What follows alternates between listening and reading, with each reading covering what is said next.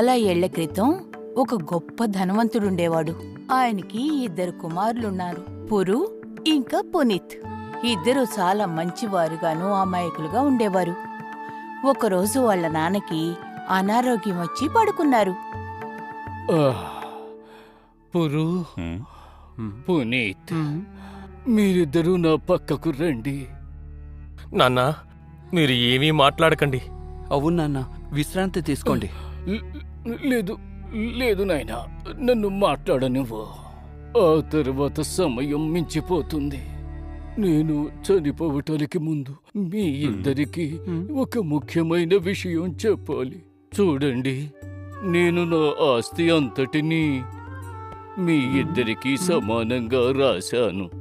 ఇప్పుడు మీకు నా ఆస్తి మాత్రమే కాకుండా ఒక ముఖ్యమైన వస్తువును కూడా ఇవ్వాలనుకుంటున్నాను. ఏంటో చెప్పండి నాన్నా. 4 మంచి విషయాలు. ఇలా చూడండి, నేను చెప్పే ఈ 4 విషయాలు మీరు అవగాహన చేసుకుంటే మీ జీవితం అంతా కూడా సంతోషంగానూ సిరి సంపదలతోనూ జీవిస్తారు. అవేంటో చెప్పండి నాన్నా, వాటిని మేం తప్పకుండా అనుసరిస్తాం. అవును నాన్న, మేం మాటిస్తున్నాం. అది ఏమిటో చెప్పండి. నేనిప్పుడు చెప్పబోయే విషయాన్ని మీరిద్దరూ శ్రద్ధగా వినండి. ప్రతి ఊరిలోనూ ఒక ఇల్లు కట్టండి. సంతోషంగా తినండి, ప్రశాంతంగా నిద్రపోండి. ఎవరికైనా మీరు డబ్బిచ్చారంటే దాన్ని వాళ్ళ దగ్గర నుంచి తిరిగి తీసుకోకండి.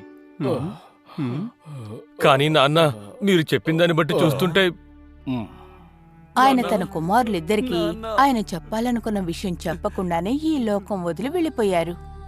ఆ తర్వాత పురు, పునీతు ఉన్న ఆస్తిని సమానంగా పంచుకుని వాళ్ళిద్దరూ వేరువేరు ఊర్లకు వెళ్లి వారి కొత్త జీవితాల్ని ప్రారంభించారు. వాళ్ళిద్దరికీ వాళ్ళ నాన్న చెప్పిన మాటని తూచా తప్పకుండా పాటించారు. కానీ ఒక ఆశ్చర్యకరమైన విషయం జరిగింది. వాళ్ళ నాన్న చెప్పినట్టుగానే చేయడం వల్ల పునీతు జీవితం ఇంతకు ముందు కంటే ఎంతో గొప్పగా మారింది.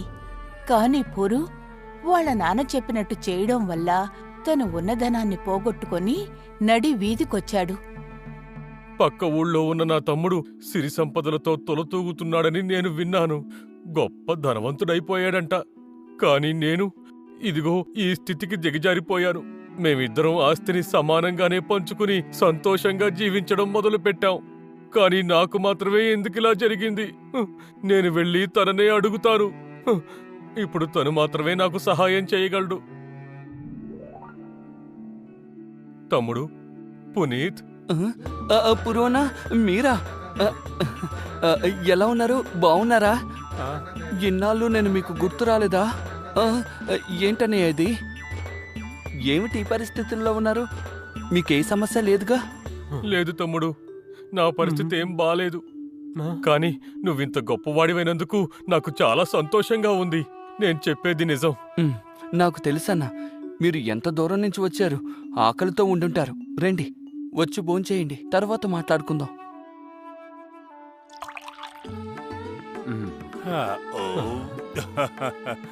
భోజనం చాలా రుచిగా ఉంది పునీత్. ఆహా, చాలా కాలం తర్వాత ఇంత రుచికరమైన భోజనం తిన్నాను. నీకు నా ధన్యవాదాలు. ధన్యవాదాలు చెప్పి నన్ను వేరు చేయకండి అన్నా.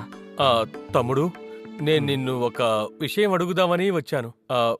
కానీ అడగండి అన్నయ్య, ఎందుకు మొహమాట పడుతున్నారు? తమ్ముడు, నేనేం ఆలోచించానంటే మనమిద్దరము ఒకేసారి సమానంగా ఆస్తిని పంచుకుని జీవితం మొదలుపెట్టాం. కానీ నువ్వు మాత్రం ఈ స్థాయిలో గొప్పవాడివైపోయావు. కానీ నేను ఏ పొరపాటు చేశానో అర్థం కావడం లేదు. అన్నయ్య, మీరు నాన్నగారు చెప్పిన 4 విషయాలు మర్చిపోయి ఉండుంటారు. నువ్వు ఏమంటున్నావు తమ్ముడు? నాన్నగారు చనిపోయేటప్పుడు చెప్పిన మాటల్ని నేను ఎలా మర్చిపోగలను? ప్రతి ఊళ్ళోనూ ఇల్లు కట్టండి, సంతోషంగా తినండి, ప్రశాంతంగా నిద్రపోండి, ఎవరికైనా డబ్బిస్తే తిరిగి అడగకండి. ఇవే కదా ఆయన చెప్పారు. ఆయన మనకి ఏమైతే చెప్పారో నేను అదే చేశాను కదా. అయినా కూడా నేను ఈ స్థితికి రావాల్సొచ్చింది. నీ అదృష్టం, నువ్వు అవన్నీ ఆచరించలేదు. అలా లేదన్నా, నేను నాన్నగారు చెప్పిన ప్రతి మాట తూచా తప్పకుండా పాటించాను. అందువల్ల ముందు కంటే నేను బావున్నాను, సంతోషంగానూ ఉన్నాను. నువ్వేమంటున్నావు నాకేం అర్థం కావట్లేదు. మనిద్దరం నాన్నగారు చెప్పిన దాన్నే అనుసరించాం. అలాంటప్పుడు మనిద్దరికీ సమానమైన ఫలితాలు ఎందుకు రాలేదు? అన్నయ్య, నాన్నగారు చెప్పిన విషయాలు ఏవి మీరు అర్థం తెలుసుకోకుండానే తూచా తప్పకుండా పాటించారా?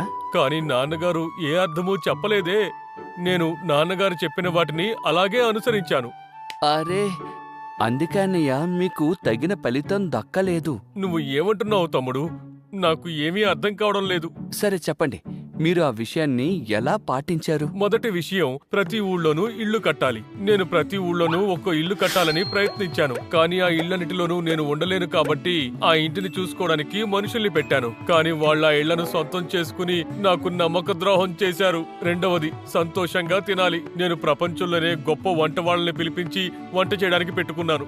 రోజు వాళ్ళు చేసే వంటల్ని తృప్తిగా తిన్నాను.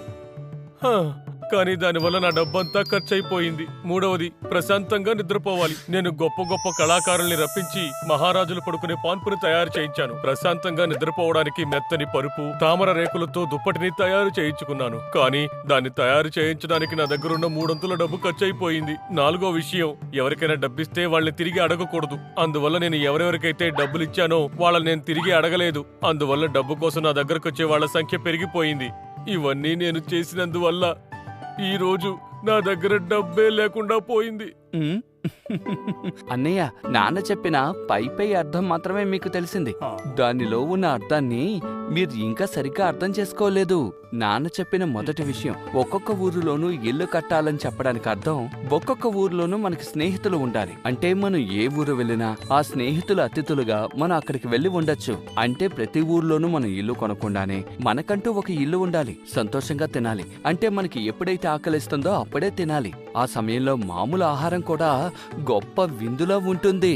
నేను అలాగే చేశాను. ప్రశాంతంగా నిద్రపోవడం అంటే మనం రోజంతా కష్టపడి పని చేస్తే మనం చాప మీద పడుకున్నప్పటికీ ప్రశాంతంగా నిద్రపడుతుంది. నేను ఎప్పుడూ అదే చేస్తాను.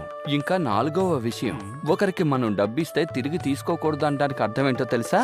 ఒకరికి మనం డబ్బిస్తే తాకట్టుగా వారి దగ్గర నుంచి ఏదో ఒకటి తీసుకోవాలి. ఒకవేళ అలా డబ్బు తీసుకున్నవాడు తాకట్టు పెట్టిన వస్తువుని డబ్బుతో విడిపించుకోవడానికి వస్తాడు. అప్పుడు మనం ఇచ్చిన డబ్బు త్వరగా అందుతుంది. అది మనం అడగకుండానే. అన్నయ్య, నాన్నగారు చెప్పిన విషయం మీకు చక్కగా అర్థమయ్యి ఉంటే మీకు ఈ పరిస్థితి వచ్చుండేది కాదు. నాకు అర్థమైంది తమ్ముడు. నేను చాలా తెలివి తక్కువ వాళ్ళ ప్రవర్తించాను. నాన్నగారు చెప్పింది అర్థం చేసుకోకుండా గుడ్డిగా అనుసరించాను. నా దగ్గర ఉన్నదంతా నేను కోల్పోయాను. కానీ ఇప్పుడు నీకు మాటిస్తున్నాను, ఇక మీదట నాన్నగారు చెప్పిన విషయాల్ని నేను సరిగ్గా అనుసరిస్తాను. అవన్నీ అర్థమయ్యేలా చెప్పినందుకు నీకు కృతజ్ఞతలు తెలుపుకుంటున్నాను.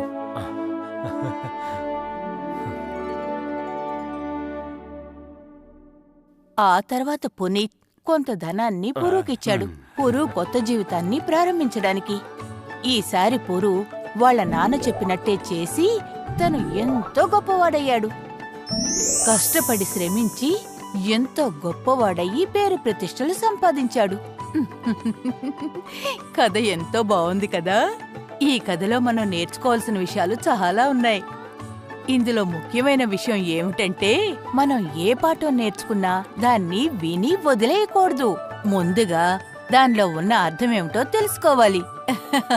ఇప్పుడు మీ సుధా ఆంటీకి బాయ్ బాయ్ చెప్పండి. తర్వాత కథలో కలుసుకుందాం.